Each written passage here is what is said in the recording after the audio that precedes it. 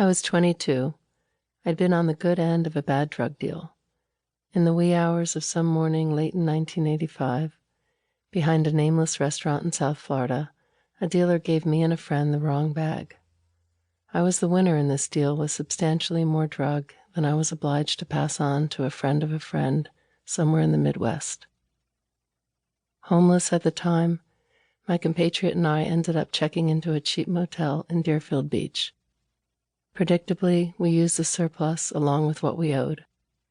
Toward the end of that binge, the stash mercifully depleted, both of us exhausted and on edge, my friend inexplicably announced that there would never be enough cocaine for us. While the prophecy struck me as true, even in my overwhelmed state, I also knew it was irrelevant. As with every addict, my days of actually getting high were long past. My using was compulsive and aimed more at escaping reality than at getting off. I'd banged my head against the wall long enough to realize that nothing new was going to happen, except perhaps through the ultimate escape, death, which frankly didn't seem like that big a deal.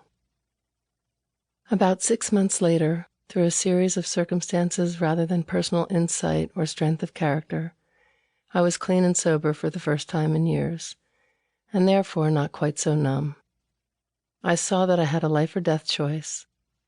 I could continue colluding with my mental illness as it inexorably consumed me, or I could find a different way to live.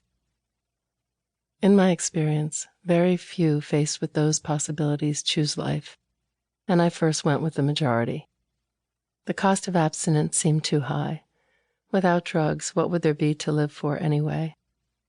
However, in a demonstration of tenacity almost diagnostic of an active addict, it dawned on me that I might be able to find another way.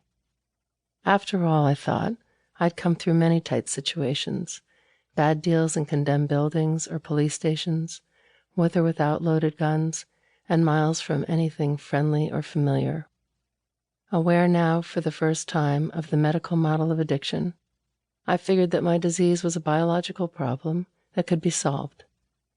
I decided to cure addiction so I could somehow eliminate the problems caused by using.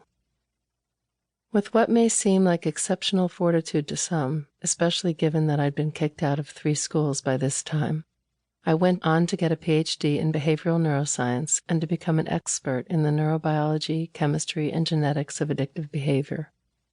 This accomplishment would seem almost unremarkable to most addicts, who know firsthand that there is nothing we would not do, no sacrifice too great, to be able to use. It ultimately took 7 years to graduate from college, including about a year of dramatic change starting in a treatment center, plus another 7 years of graduate school to earn that degree. This book is a summary of what I have learned over the past 20 or so years as a researcher studying the neuroscience of addiction. Though I've received grants from the National Institutes of Health and possess a controlled substance license from the Drug Enforcement Administration, DEA, I regret to say that I haven't solved the problem. I have, however, learned a lot about how people like me differ before they pick up their first drug, and about what addictive substances do to our brains. My hope is that sharing this information might help loved ones, caregivers, and crafters of public policy make more informed choices. Perhaps this understanding may even help the afflicted ones themselves, because it's quite clear to me that the solution isn't coming in a pill.